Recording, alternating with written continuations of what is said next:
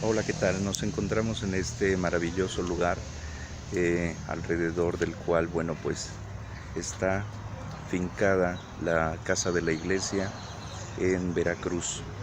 Es un lugar justamente contexto natural para hablar de lo que quiero hablarles, que es el arcano número 9, el ermitaño.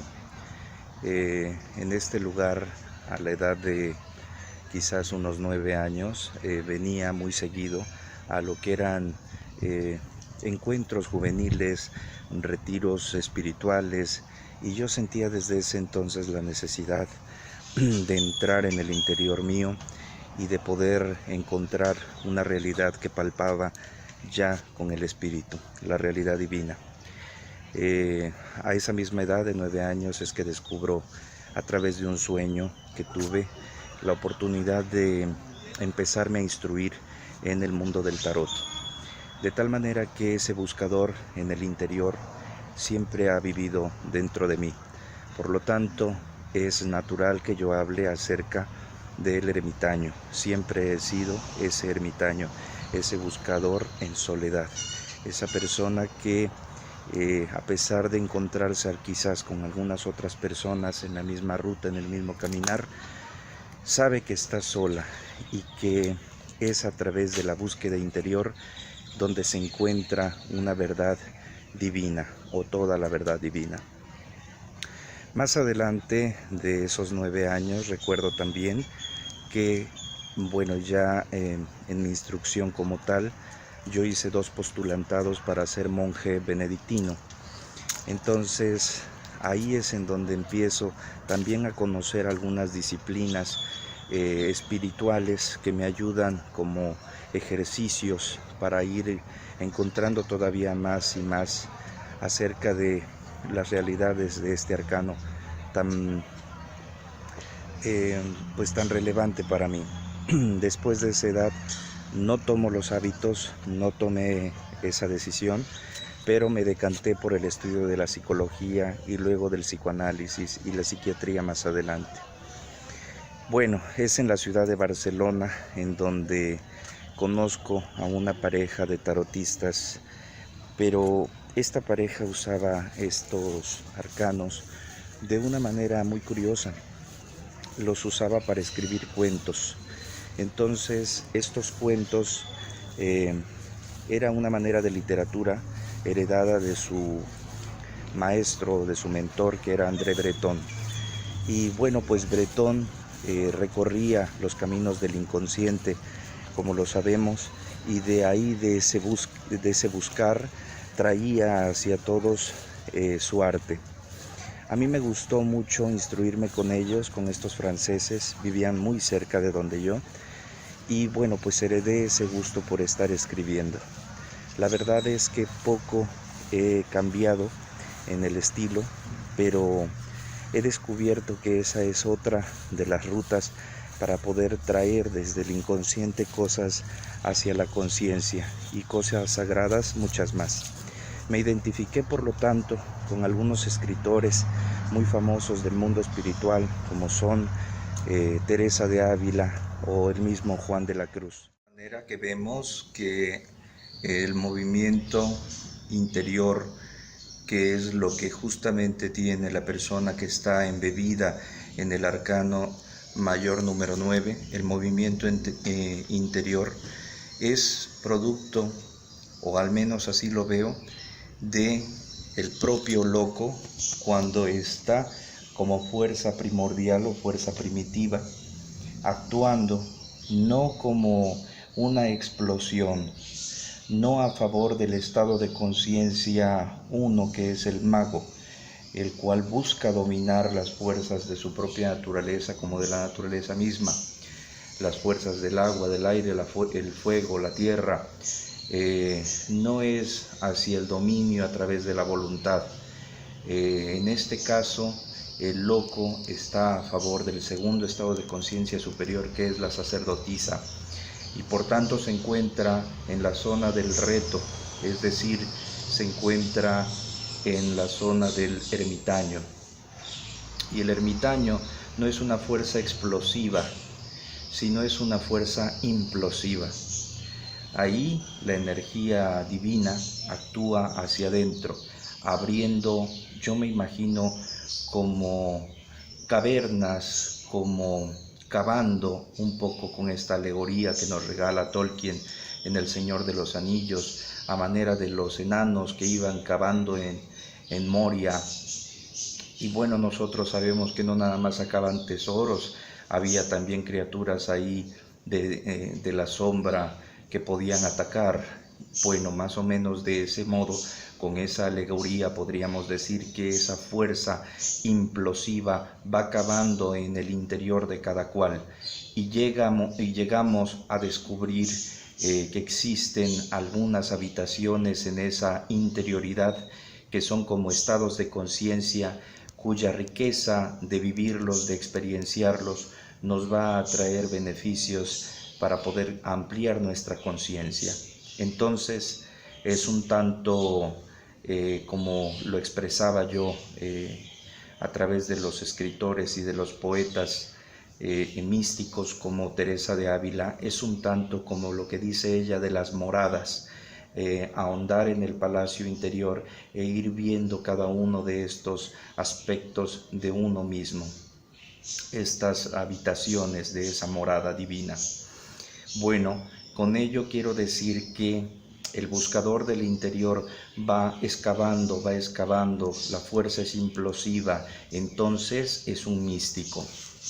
A diferencia de un mago, que siempre busca imponerse sobre de la naturaleza a través de su voluntad, un místico, o sea, una persona que más bien esté en el camino de la sacerdotisa, va a buscar hacia el interior, va a irse hacia los estados de conciencia, las moradas de Teresa de Ávila, estas cavernas, estas habitaciones que solamente con ese poder que tiene el loco en el ermitaño podemos nosotros ir explorando.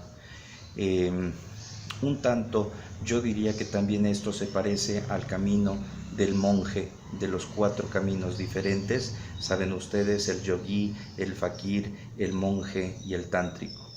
Yo considero que sería el camino del monje. En este sentido, yo quisiera decir también que el ermitaño en su aspecto más sombrío nos podría estar hablando de los interiores, de los mundos intraterrenos, pero no nada más de eso. Quiero decir de los aspectos del inframundo. Entonces es muy común, sobre todo cuando yo he tenido lecturas con las personas que me consultan, es muy común que cuando sale el ermitaño, o bien nos está hablando de que es un descarnado, es decir, es un muerto para acabar pronto, o bien puede significar también una persona que está presa, que está encerrado, obviamente, ¿verdad? Que está cooptado. En México, con toda esta cuestión de los secuestros y de los desaparecidos y de los asesinados y de, bueno, todas estas cosas que para qué vamos a darle más relevancia, pues esta es una carta que normalmente en una tirada común y corriente puede tener estos significados. Ya les digo yo,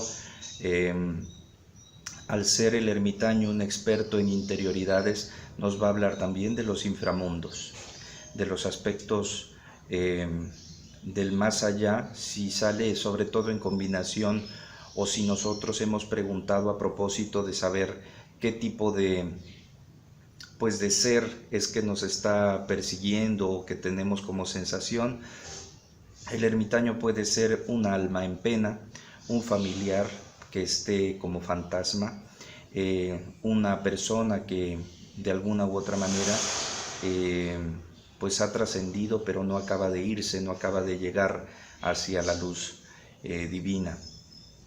Esto lo comento porque no nada más quisiera hablar acerca de la parte mística, espiritual, del hecho de vivir en este arquetipo muchos años, como es mi caso, sino también pues para la manera más común y corriente de usar al ermitaño en una tirada, pues no nada más nos va a mandar inmediatamente a la necesidad de explorar en el interior, de meditar, necesidad de aislarse un poquito, salirse ya de la dinámica social un tanto ruidosa, ¿verdad? No nada más nos va a hablar de eso, nos va a hablar también de aspectos del inframundo.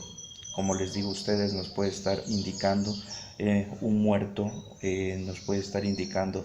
Bueno, y además de eso, quiero decirles que, por ejemplo, en Veracruz, que llegaron tantos cubanos y tantos antillanos y tantos negros esclavos para trabajar en las fincas azucareras, también tenemos una fuerte presencia de la religión, de las religiones africanas. Entonces, aquí hay muchos que practican magia negra africana, y cuando te pones a investigar dentro de sus ritos de paso, el primero que hacen, bien sea en la regla de Osha, en la regla del Palo Monte o en cualquiera, el primer rito que hacen es hacerle el muerto, ¿sí? Hacer o tener, digamos, este pacto con un muerto como tal. Por lo tanto, en el caso de ellos, pues indicaría, ¿verdad?, la necesidad de tener este rito de paso, hacer ese contacto con el Egun o Egun, el muerto. Bueno, estos son algunos aspectos que quise compartir con ustedes. Desde mi propia experiencia a nivel espiritual, siempre me he identificado pues con el camino de la sacerdotisa, que en mi caso en particular haya habido muchísima más presencia del ermitaño en mi vida y que actualmente viva mi espiritualidad bajo la Orden Rosacruz.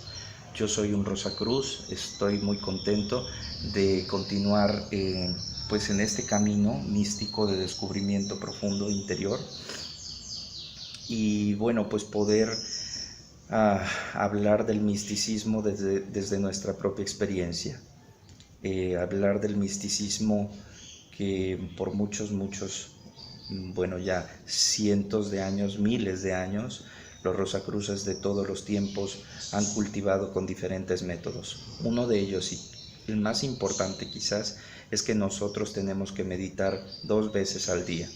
Tenemos unas claves especiales, todo es de manera secreta, ¿verdad?, discreta. Y en el ejercicio diario de la meditación de este tipo, he descubierto mi gran vocación de meditador y de descubridor de interiores.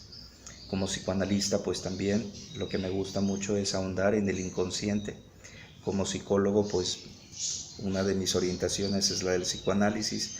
Entonces, la mente y este trabajo de espeleología de la mente, permítanme la expresión, es decir, meternos como quien se cuelga de una reata y va bajando, va descendiendo por cavernas y túneles y explorando todo esto.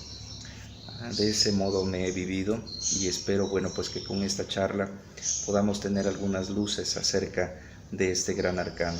Les mando un abrazo y feliz día del tarotista.